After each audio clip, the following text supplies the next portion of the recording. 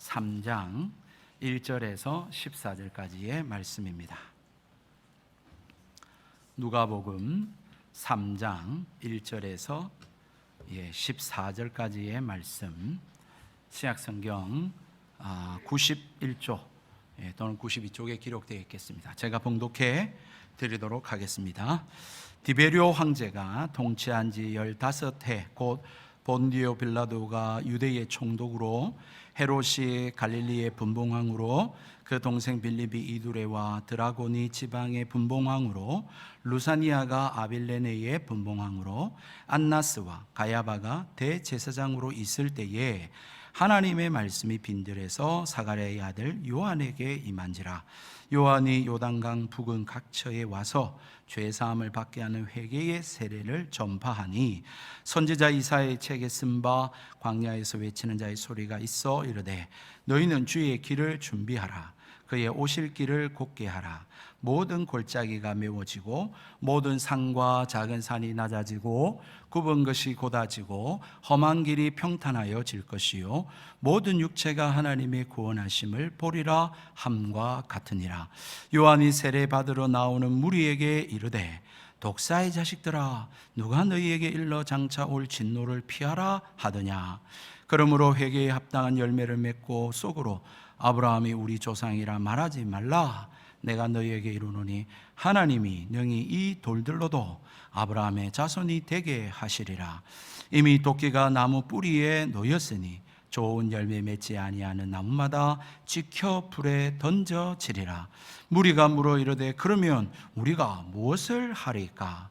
대답하여 이르되, 옷 2벌 있는 자는 옷 없는 자에게 나눠줄 것이요 먹을 것이 있는 자도 그렇게 할 것이니라 하고, 세리들도 세례를 받고자 하여 와서 이르되, 선생이여, 우리는 무엇을 하리까 하며 이르되, 부과된 것 외에는 거두지 말라 하고, 군인들도 물어 이르되, 우리는 무엇을 하리까 하며 이르되, 사람에게서 강탈하지 말며 거짓으로 고발하지 말고 받는 급료를 족한 줄로 알라 하니라. 아멘. 자, 우리 한번 인사하고 말씀을 듣겠습니다. 지난해도 수고 많으셨습니다. 새해에는 복 많이 받으십시오. 하나님이 당신을 사랑하십니다. 새해 첫날 새 아침이 밝았습니다. 2023년 새해에도 하나님의 크신 은혜와 사랑이 저와 여러분 그리고 가정 위에 충만하시기를 주의 이름으로 축복드립니다. 새해 맞이 참 좋죠, 그죠? 새해 맞이에 사람들이 참 좋아하는 것 같아요. 들떠 있는 것 같아요. 그래서 어제 뉴스에 보니까 3년 만에 코로나 이후 재개된 그런 제야 타종식에 6만 명이 모였다. 그 야심한 밤에 잠도 안 자고 그렇게 모였다고 합니다. 참 다들 사람들이 새해 맞이를 기대하고 소망하고 그렇게 좋아하는 그 의미가 무엇일까? 저는 한번 생각해 보았는데요.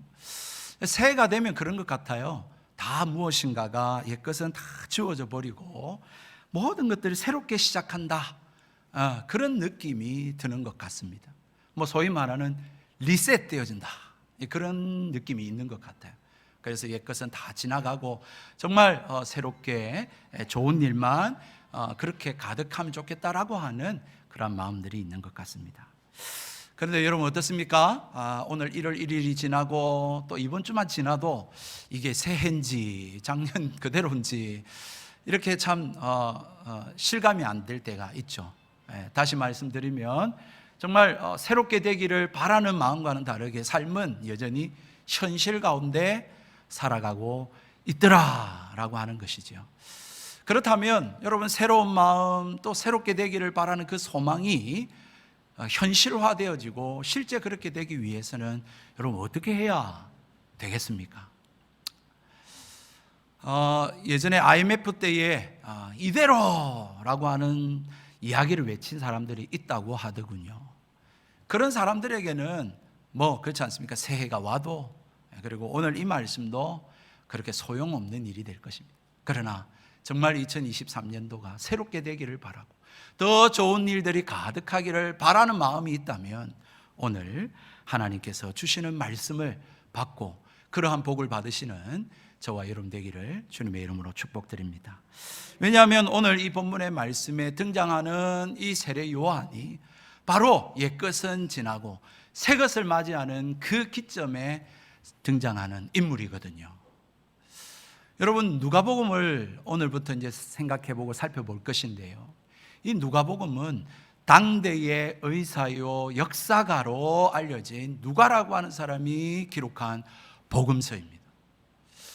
이 누가라고 하는 사람은 이 예수에 대한 이야기를 할 것인데, 이 예수라는 사람에 대한 복음에 대한 이야기를 하면서 이것이 신화나 허구나 누가 만들어낸 소설이 아니라 이거는 실제고 역사다라고 하는 그 역사성을 강조하고 부각하기 위해서 그 당시에 그 시대의 인물들을 많이, 역사적인 사실과 자료들을 많이 그렇게 제시하고 있는 그러한 성경이 바로 이 누가복음서입니다.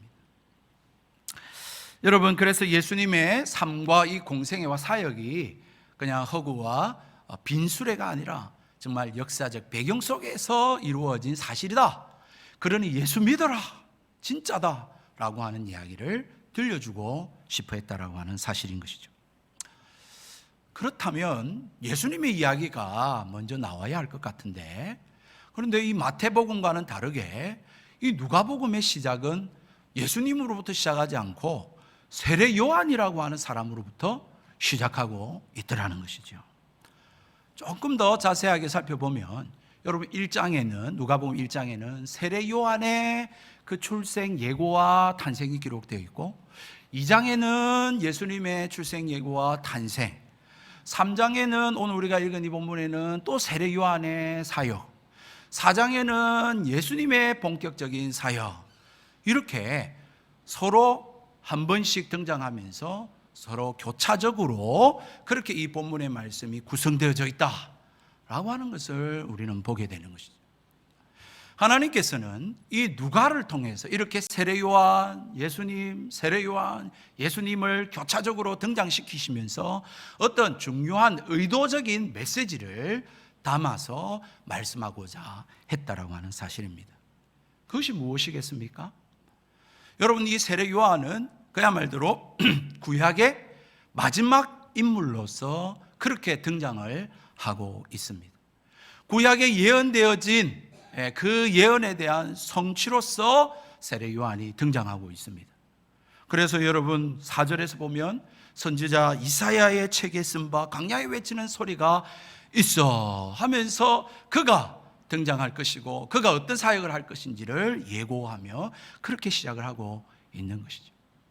그야 말대로 세례 요한은 구약의 옛 언약, 약속의 성취이고, 그리고 옛 언약, 구약의 마침이다라고 하는 것을 이야기해 주고 있고, 그 뒤에 예수님의 사역이 등장하는 이 기록을 통해서 이제 그 언약이 이루어지고 새 시대, 신약의 시대, 예수님의 시대가 시작되었다라고 하는 것을 알리고 있는 그런 내용이 바로 오늘 이 우리가 읽은 본문의 말씀이다라고 하는 것이죠. 그래서 세례 요한이 먼저 등장하는 거예요. 그래서 세례 요한의 등장, 출현과 그리고 이제 퇴장이 나옵니다. 퇴장은 곧 예수님의 등장이요, 본격적인 예수님의 이 복음 사역의 시작을 알리고 있는 것이죠. 그리고는 그 옛 구약의 수많은 성취들이, 약속들이 성취되어지고 있다, 이제 성취된다라고 하는 것을 선포하고 있는 말씀인 것입니다.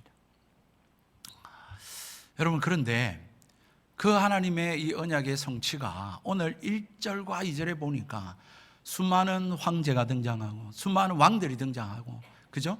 수많은 또 사람들이 등장하는데 이들에게서부터 시작되고 있지 않다라고 하는 것을 성경은 이야기하고 있습니다.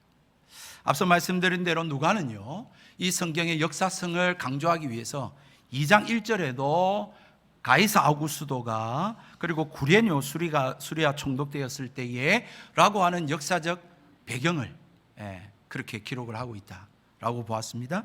뿐만 아니라 3장에도 이 세례 요한의 등장이 소설이나 신화가 아니라 역사적 배경을 담고 있다라고 하는 것을 이야기하기 위해서 제2대 로마의 황제인 티베리오 황제를 등장시키고 있습니다. 그리고 예수님을 십자가에 못 박여 죽인 본디오 빌라도가 유대에 총독되었을 때 일이다 라고 하는 것을 밝히고 있고요. 또 예수님의 당시에 수많은 왕들, 그리고 예수님을 재판했던 또 안나스와 가야바 대제사장인 그들의 이름을 등장시키고 있는 것이죠. 여러분, 황제, 왕, 대제사장, 여러분 이러한 영향력 있는 사람, 파급력이 있는 사람에게 하나님의 은혜가 임하고 주의 말씀이 임하여 그렇게 복음이 선포되면 여러분 더 좋지 않겠습니까? 아니, 황제에게 은혜가 임하면 그 나라가 다스리는 나라가 복음화되지 않겠습니까? 왕들에게 하나님의 말씀이 임하면 더 실제적으로 전파되지 않겠냐는 거예요. 아니, 그것도 아니라면 적어도 종교 지도자인 대제사장에게 여호와의 임재가 임하고 여호와의 말씀이 임하고 역사가 임해야 좀 사람들이 예수 믿고 회개하고 주께로 돌아오지 않겠습니까? 근데 그들에게 임하지 않고요, 누구에게 임하냐면 빈들에 있는 세례 요한에게 임하니라. 그렇게 오늘 성경은 말씀하고 있다라고 하는 것입니다. 황제도 아니고 왕도 아니고 대제사장도 아닌 정말로 빈들에 보잘것없는, 사람들이 주목하지 않는 그러한 사람에게 하나님의 말씀이 임하고 주의 영이 임했다라고 말하고 있는 것입니다. 그래서 세례 요한을 보면 누가복음 1장 80절에도 이렇게 말합니다. 아기는 자라며 심령이 강하여지며 이스라엘에 나타나는 날까지 빈들에 있으니라. 세례 요한은 그야말로 정말 이 빈들에서 자란 사람이다 라고 이야기를 하고 있는 것이죠. 여러분, 빈들이 어떤 곳이겠습니까? 문자 그대로 정말 아무것도 없는 그야말로 빈 땅입니다. 이 빈들의 헬라어 원어를 살펴봐도 에레모스라고 하는데요, 그야말로 말 그대로예요. 황무지, 광야, 척박한 또는 버려진 고독한 땅, 그런 땅이 바로 이 빈들, 에레모스라고 하는 단어를 쓰고 있습니다. 그야말로 거기에는 정치인들의 권모술수라는 것이 없는, 필요가 없는 그런 땅이에요. 장사꾼들의 계산과 이해타산과 그런 탐심도 없는 땅이에요. 왜? 거기는 아무것도 없기 때문에 그래요. 사람들이 찾지 않는 곳이, 사람들이 주목하지 않는 곳이. 그런데 그곳에 있던 세례 요한에게 하나님의 영이 임하고 주의 말씀이 임했다, 그렇게 말씀을 하고 있는 것이죠. 재밌는 게 하나 있는데요, 이 에레모스라고 하는 이 헬라 광야라고 하는 단어가요, 히브리어로 번역하면 이게 미드바르라고 하는 뜻을 나타내는 단어입니다. 미드바르라고 하는 단어로 번역이 되는데 광야. 여러분, 그런데 이 미드바르라는 단어의 이 원어는 어디에서부터 파생됐냐면 말씀, 말하다라고 하는 단어인 다바르라고 하는 단어에서부터 파생이 되어졌어요. 그러니까 이 미드바르, 광야라고 하는 이 단어의 어원이 이 말씀, 말하다라고 하는 이 다바르에서부터 파생됐다는 거예요. 여러분, 광야 그리고 말씀과 이 광야가 같은 어원을 가지고 있다? 이게 우연의 일치일까요? 여러분, 오늘 우리가 살아가고 있는 시대는 정보화 시대라고 불려지고 있는 시대입니다. 정말로 홍수와 같이 정보들이 쏟아져 나오는 그러한 시대죠. 여러분, 그런데 이 쏟아져 나오는 그 정보들을 공통점으로 보면 물론 유익한 것도 있습니다. 분명히 유익한 것도 있습니다만은, 그러나 대부분은 사람들의 그 마음들 중에 이 욕심과 욕망과 탐심을 자극하고 불러일으키는 그러한 정보들로 가득합니다.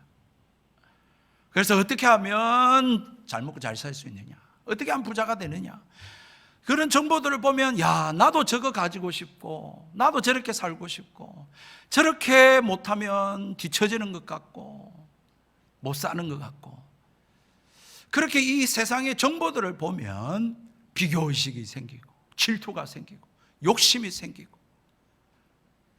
그렇게 만드는, 그것을 부추기는 그런 정보들로 이 세상에 가득하다라고 하는 사실인 것이죠.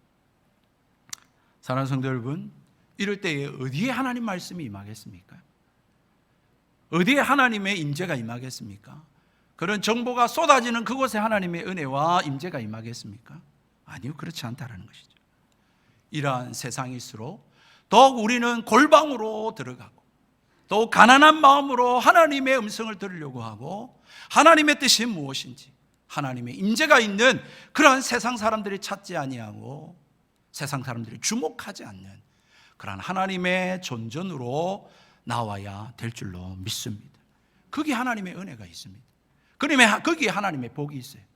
2023년 새롭게 되기를 원하고 잘 되기를 원하고 복 받기를 원하는데 누가 그 복을 주시는 분이십니까? 누가 형통케 해주십니까? 하나님이시잖아요. 그것을 믿는다면 하나님이 임재하시는 곳, 하나님의 말씀이 임하는 곳, 그곳에 저와 여러분이 거할 수 있기를 주님의 이름으로 축복드립니다. 그런데 이 회개에 대한 세례를 선포하니까 말입니다, 수많은 사람들이 반응을 보이며 나왔어요.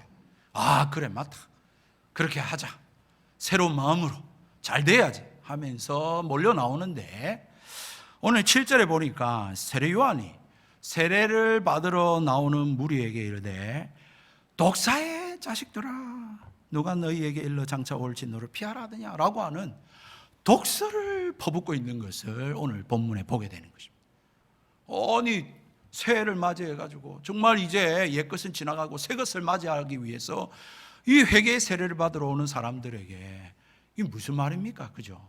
독사의 자식들아, 누가 너희를 하나님의 진노에서 피하게 했느냐라고 하는 독서를 퍼붓는 거예요. 여러분, 이 본문의 말씀을 바르게 이해하기 위해서 병행 본문이라고 합니다. 똑같은 사건을 기록해 놓은 마태복음 3장 7절에는 어떻게 기록되어져 있냐면, 이들에 대해서 많은 바리새인과 사두개인이라고 성경은 기록해 놓고 있습니다.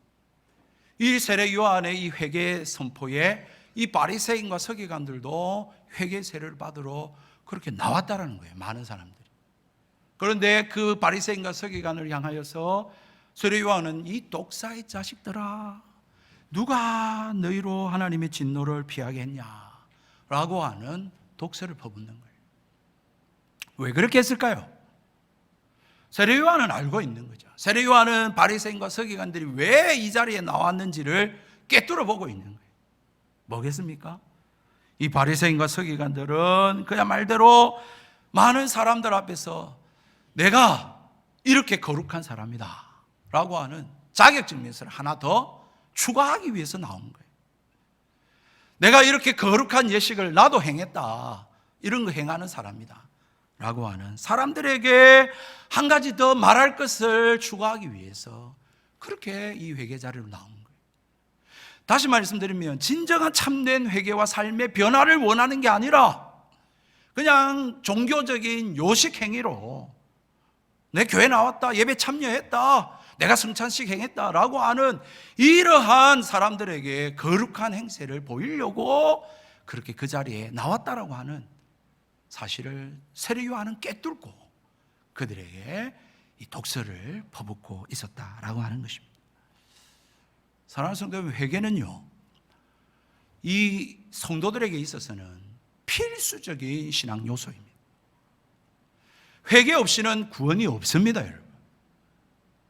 여러분, 회개라고 하는 것은 성도로 하여금 하나님께로 더 가까이 나아가게 만들고요, 뿐만 아니라 이 세상의 사단과 유혹의 미혹에 빠지지 않게 만드는 것이 회개고요, 이 회개를 통하여서 더 주님의 뜻을 분별하고 주님을 더 닮아가게 만드는 것이 회개입니다. 그렇기 때문에 이 회개가 없이는 2022년이나 2023년이 다를 바가 없죠. 더 나아질 수가 없어요. 진정 회개해야 우리가 이 세상의 죄악과 이 미혹으로부터 이길 수 있고 분별할 수 있고 하나님 더 가까이 하며 주님 닮아가며 주의 뜻대로 살아 하나님의 그 복을 받아 누릴 수가 있다라고 하는 사실인 것이죠. 그런데 왜 이 바리새인과 서기관들은 참된 회개를 하려고 하지 않았을까요? 왜 예수님의 그 진리의 선포를 왜 믿지 않고 받아들이지 않고 거절하고 거부하고 예수님을 죽이려고 했을까요? 왜 그랬을까요? 결국 그들은 예수님께도 똑같은 이 세례 요한이 한 말과 똑같은 이야기를 듣습니다. 마태복음 23장 33절의 말씀에 보니까 예수님이 하신 말씀이 이번에는 독사의 자식들아, 너희가 어떻게 지옥의 판결을 피하겠느냐. 똑같은 이야기를 하고 계시죠, 세례 요한하고. 이러한 화의 저주의 선언을 들어야만 했습니다. 무엇이 잘못되었을까요? 먼저 오늘 본문에도 나타나지만 먼저 우리 성경 이제 누가복음이나 이 복음서에서 나타나는 이 바리새인과 서기관들의 모습을 보면 예수님께서 그들을 향하여 뭐라고 이야기하면 이 마태복음 23장 똑같은 2절 말씀에 보니까 이 바리새인과 서기관들을 향하여 모세의 자리에 앉은 자들아, 그렇게 말씀을 하고 있습니다. 모세의 자리에 앉은 자들이다. 무슨 말씀입니까? 다시 말해서 이 모세가 전해준 이 율법, 하나님의 말씀을 맡은 자들이요, 가르치는 자들이요, 지도하는 자들이다 라고 하는 것이죠. 그런데 예수님은 이들을 향하여서 뭐라고 이야기하냐면 맹인이 되어 맹인을 인도하는 자요, 회칠한 무덤이요, 탐욕과 악독이 가득한 자라고 하는 평가를 이 바리새인들과 서기관들에게 말하고 있습니다. 여러분, 분명히 이 바리새인과 이 사두개인들, 서기관들이 분명히 여호와의 율법의 말씀, 모세의 율법의 말씀을 가지고 알고 연구하고 가르치고 그것들을 실행하는 그러한 자들인데, 그들이 마땅하게 그 율법에 담아놓은 하나님의 뜻에 따라 살지 아니하고 율법의 요식행위만 행하고 스스로는 나는 아무런 문제 없다, 나는 괜찮다 라고 하는, 스스로 자족하고 만족하는 사람들이다 라고 하는 것이죠. 이들이 이 회개에 합당한 열매를 맺지 않고 진리를 거부한 이유는 이 자만심 때문에 그렇다라는 것입니다. 자기는 아무 문제 없다는데요, 자는 괜찮다고 하는데요, 나는 이 말씀 알고 이 말씀대로 살고 있고 나는 내가 행한 게 뭐 틀린 게 없는데 뭐 라고 하는 생각을 가지고 있는데 어떻게 회개가 되겠습니까? 무슨 변화가 있고 새로운 역사가 일어나겠습니까? 그래서 야고보 사도는 말입니다. 야고보서 3장 1절에 이렇게 말씀합니다. 선생된 우리가 더 큰 심판을 받을 줄 알고 선생이 많이 되지 말라 라고 하는 말씀까지 하고 계시는 것이죠. 예, 교회를 오래 다니고 성경을 좀 알고 이 교회에 내가 중직이라고 하는 자들이 더욱 이 말씀대로 내 자신을 쳐서 하나님 말씀대로 내가 행하고 있나 살피고 자신을 돌보며 겸손히 이 일들을 행하지 않을 때에 나는 괜찮아, 나는 문제 없어, 내가 뭐 틀렸어 라고 하는 자만이 고개를 들게 되어지고 결국은 변화 없는 참된 회개에 이르지 못하는 그러한 일이 되고 만다라고 하는 사실인 것입니다. 두 번째는요, 오늘 본문 8절 말씀에 있습니다. 그러므로 회개에 합당한 열매를 맺고 속으로 아브라함이 우리 조상이라 말하지 말라.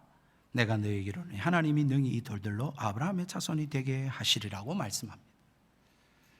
무엇이 이들로 하여금 참된 회개에 이르지 못하고 진리를 거부하게 되었느냐? 그건 다름 아닌 그릇된 맹목적 구원관 때문에 그렇습니다. 여러분, 이 유대인들은 말입니다, 어떤 종교적인 편견을 가지고 있었냐면 그들은 아브라함의 자손이라는 거예요. 그리고 자기들은 할례를 받았다는 거예요. 그렇기 때문에 우리는 아브라함의 자손, 하나님의 백성이고 우리는 하나님의 택하신 선민이다 라고 하는 사상으로 가득 차 있었습니다. 이런 편견, 이런 선입견, 이 종교적인 편견과 선입견처럼 무서운 게 없어요. 그만치 어리석은 게 없어요. 그래가지고 이 이방인들은 아주 무시하죠. 짐승 취급하잖아요. 그리고 지옥의 땔감으로 여깁니다. 그리고는 자기들은 선민이고 하나님 택하신 백성이고 아브라함의 자손이고 우리는 구원받은 백성이라고 생각을 했다는 것이죠. 여러분 정말 그럴까요? 예수님께서는 이 신약 성경에 기록하고 이 사도 바울이나 서신을 통해서 그걸 확 뒤집습니다. 혈통으로 나지 않는다. 혈통으로 유대인이 되는 것이 아니다 라고 하는 이야기를 선포를 하죠. 거듭나야 된다. 믿음으로 말미암아 이스라엘 참 이스라엘이 된다. 그런 이야기를 하게 되는 것입니다. 그래서 예수님께서 요한복음 8장 39절에 이렇게 말씀하셨습니다. 너희가 아브라함의 자손이면 아브라함의 행사를 할 것이오늘. 너희가 혈통으로 유대인이냐 할례 받았느냐 그렇다고 해서 하나님 백성 선민이 아니라 하나님의 자녀답게 아브라함이 행한 대로 아브라함이 어떻게 행했습니까? 믿음으로 행했잖아요. 말씀 따라 행했잖아요. 그렇게 행해야 하나님의 백성이다 라고 하는 말씀을 하고 있는 것이죠. 사랑하는 성도 여러분, 정말로 이 바리새인과 서기관들은 자기가 택하신 백성이고 선민인데 여러분 자기가 하는 게 다 옳다고 생각하는데 무슨 회개할 게 있겠습니까 여러분? 회개할 리가 만무하죠.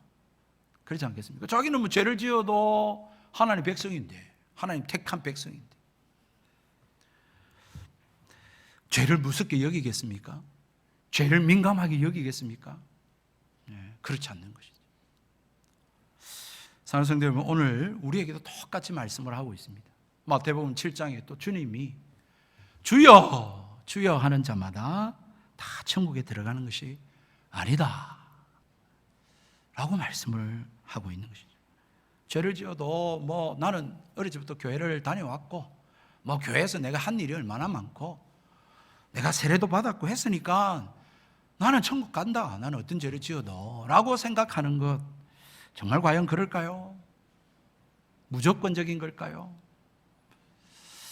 여러분 고린도전서 6장 9절과 10절 말씀에 이렇게 말씀하고 있습니다. 한번 찾아볼까요? 고린도전서 6장 9절 10절 말씀에 읽어드리겠습니다. 불의한 자가 하나님의 나라를 유업으로 받지 못할 줄 알지 못하느냐. 미혹을 받지 말라. 음행하는 자나 우상 숭배하는 자나 간음하는 자나 탐색하는 자나 남색하는 자나 도적이나 탐욕을 부리는 자나 술 취하는 자나 모욕하는 자나 속여 빼앗는 자들은 하나님의 나라를 유업으로 받지 못하리라. 예수 믿으십시오. 예수 믿으면 구원받습니다 라고 하는 복음을 전했던 사도 바울이 고린도 교회를 향하여 뭐라고 쓰고 있냐면 이런 자들은 하나님 나라를 유업으로 받지 못한다 라고 말씀하고 있습니다. 예수 믿으면 무조건 천당, 기계적인 게 아닙니다. 예수를 믿으면 회개하게 됩니다. 죄를 미워하게 됩니다. 죄에 민감하게 됩니다. 이 죄를 짓지 않으려고 합니다. 그러므로 하나님의 자녀로 하나님의 백성으로 살게 되기에 천국 가는 것이지 내가 무슨 죄를 짓는지도 모르고 그냥 교회만 다니면 여러분 그렇지 않는다라고 하는 것을 말씀하고 있는 것입니다. 이 회개라고 하는 것은 지극히 여러분 구체적인 겁니다. 회개라는 것이 추상적이고 관념적인 게 아니에요. 오늘도 내가 회개 기도했으니까 끝났다? 그렇지 않습니다. 그래서 여러분 이 사람들이 이 회개에 대한 합당한 열매를 맺으라 도끼가 나무에 지금 앞에 놓였다 이렇게 들으니까 사람들이 묻습니다. 뭐라고 묻습니까? 10절 말씀에 그러면 우리가 무엇을 하리까? 그렇게 묻습니다. 세례 요한은 이들의 물음 앞에 14절까지 어떤 이야기 하냐면 회개에 대한 구체적인 그러한 사항들을 가르쳐주고 있는 것이죠. 어떻게 회개해야 됩니까? 어떻게 하면 좋습니까? 라고 하는 그 물음에 답하고 있는 거예요. 그런데 여러분 이 답에 오늘 재미난 부분들이 있습니다. 아주 중요한 특징이 하나 등장합니다. 우리는 회개하면 하나님 앞에서 하나님 잘못했습니다 이렇게 하잖아요. 하나님 내가 하나님을 더 어떻게 잘 섬기지 못하고 이렇게 이야기하잖아요. 그런데 오늘 11절로부터 14절에 등장하는 이 회개의 내용은 하나님에 대한 내용이 안 나오고 이웃에 대한 우리의 태도를 성경은 이야기하고 있더라는 거예요. 다시 말해서 여러분, 회개라고 하는 것은, 하나님 앞에서 회개한다라고 하는 것은 다름 아닌 이웃에 대한 삶의 태도의 변화에 달려있다라고 하는 것을 말씀하고 있는 것입니다. 심각합니다. 그래가지고 이제 세례요한이 이제 한 사람 한 사람의 질문 앞에 대답합니다. 이제 이 11절에 보니까 옷 두 벌 있는 자는 옷 없는 자에게 나눠주라, 먹을 것이 있는 자는 그렇게 하라고 말씀합니다. 당시에는 여러분, 로마가 압제하던 당시 아닙니까? 참 종교 지도자들의 착취가 있는 때 아닙니까? 그러다 보니까 가난한 사람들이 많죠. 역사가의 기록에, 당시의 기록에 따르면 하루에 2끼 먹으면 부자다, 그렇게 알려질 정도로 이 빈부의 격차가 심각하던 때였습니다. 그럴 때에 이 말씀을 주고 있는 것이죠. 여러분, 타락한 인간의 죄된 본성에 이웃에 대한 대표적인 죄의 모습이 어떤 것일까? 라고 한다면 바로 이 모습이죠. 이기적인 모습이에요. 나만 생각하는 거죠. 자기 중심적인 삶이에요. 여러분, 나만 생각하는 게, 나만 잘 되고 우리 가정 잘 되고 우리 자식들 잘 되고 그것만 생각하는 것이죠. 이웃은 뭡니까 그러면?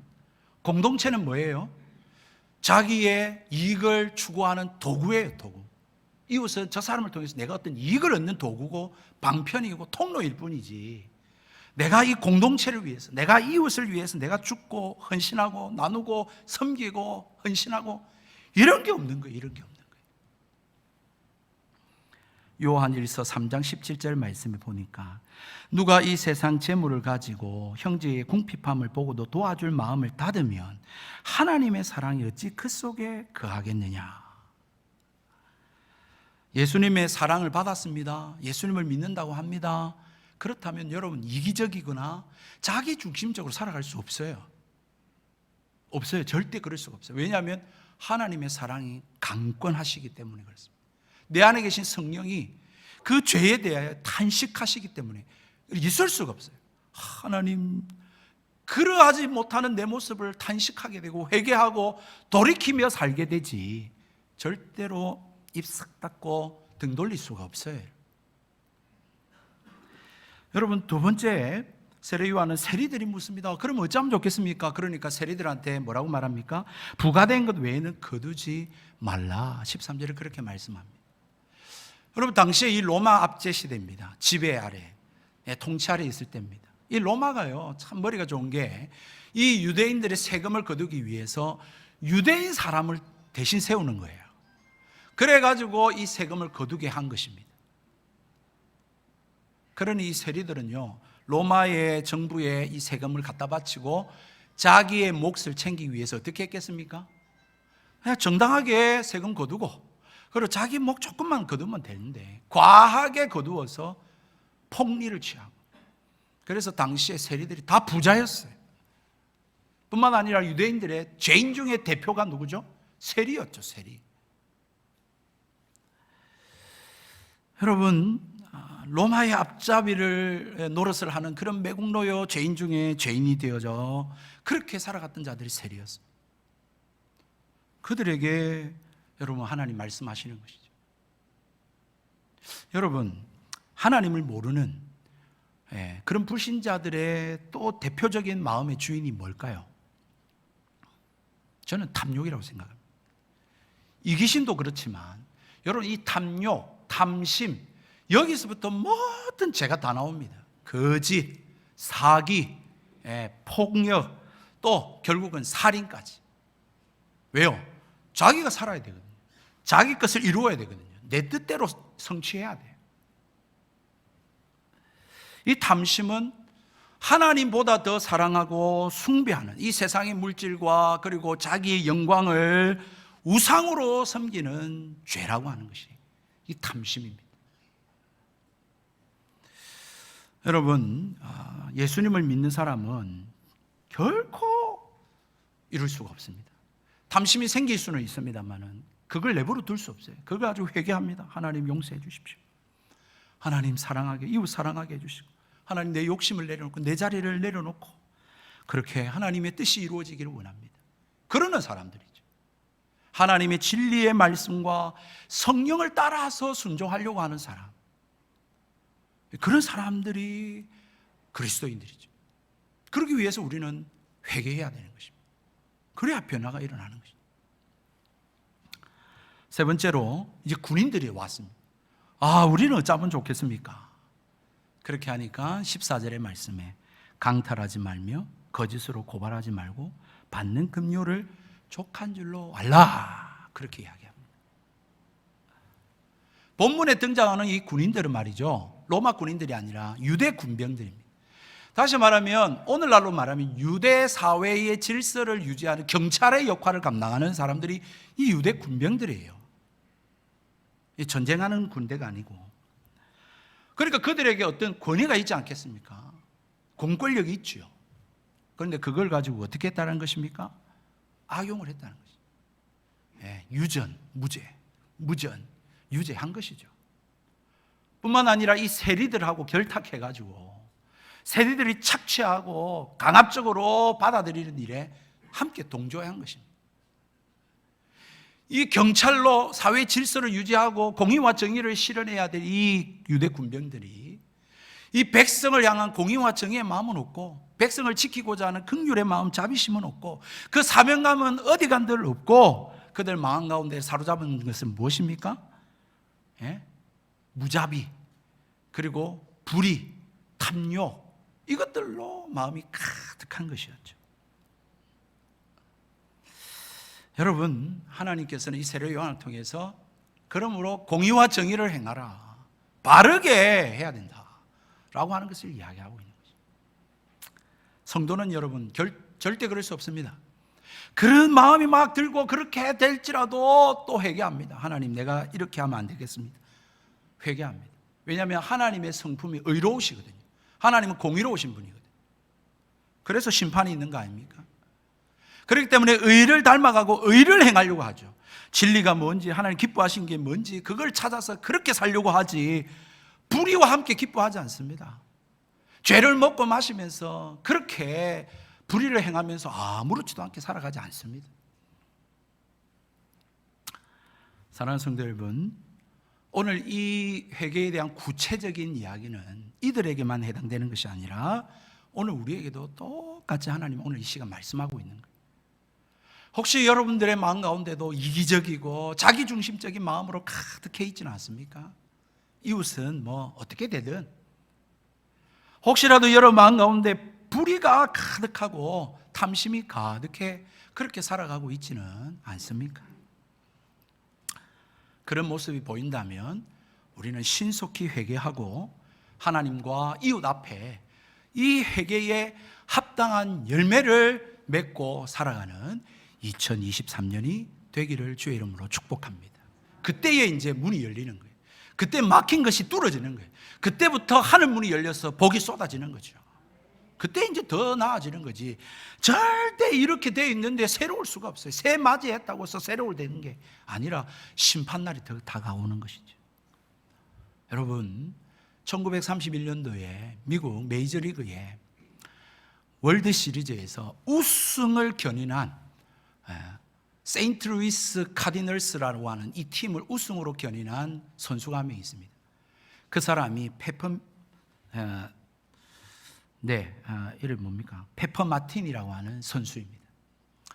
이 사람이 이 카디널스 이 팀을 1931년도 월드 시리즈 우승으로 견인했거든요.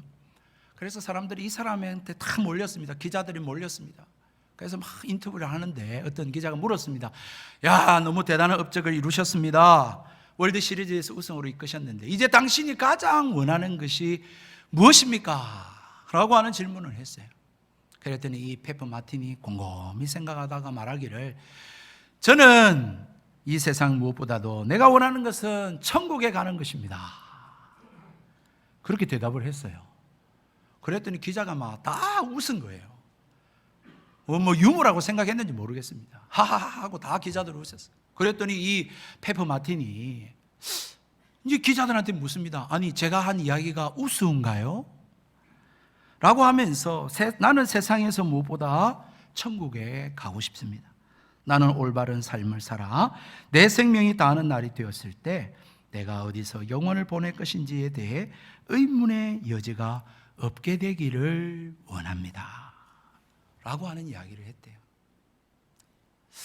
사랑하는 성도 여러분, 회개에 대한 이야기 여러분 많이 들으셨지 않습니까? 그렇죠? 회개에 대해서 너무 많이 이야기 듣다 보니까 또 나는 회개한다고 생각을 하니까 별로 귀에 잘 안 들어오시죠. 그냥 피곤하고.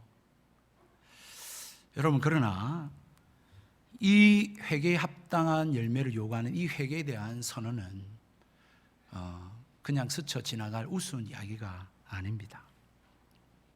2023년 새해가 밝았습니다.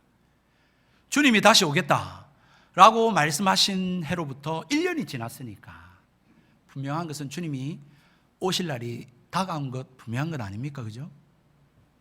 그렇다면 오늘 이 세례 요한이 예수님의 오심을, 메시아가 오심을 기다리면서 이스라엘 백성들로 하여금, 야, 우리의 믿음의 선배들이 그렇게 예언하고 그래서 우리가 기다리던 메시아 예수님께서 오신다고 했으니까 회개해라, 깨끗하게 해라, 맞을 준비를 해라 라고 외쳤던 이 말씀처럼 주님이 언제 오실지 모르겠는데 주님 다시 오실 것인데, 여러분, 그때에 우리가 하나님 앞에 온전히 설 수 있는 그러한 주님 맞을 준비를 해야 되지 않겠습니까?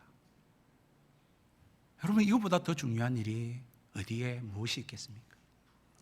부디 바라는 것은 정말 2023년 다시 한 번 더 말씀 앞에 서고 복음 앞에 서서 내가 정말 예수님을 믿고 있는지, 내가 정말 주의 말씀대로 이 진리 가운데 거하며 살아가고 있는지 내 자신을 돌아보고 말씀 앞에 자신을 비추어 정결하게 하고 거룩하게 하고 더 주님 사랑하고 주님 더 가까이 하시며 살아가실 수 있는, 그래서 하나님의 은혜와 이 복을 가득히 누리며 살아가는, 그래서 더 천국에, 저 천국에서 주님 앞에 다 만나실 수 있는 저와 여러분 되기를, 가정 되시기를, 이 일산백석교회가 되기를 주님의 이름으로 축복드립니다.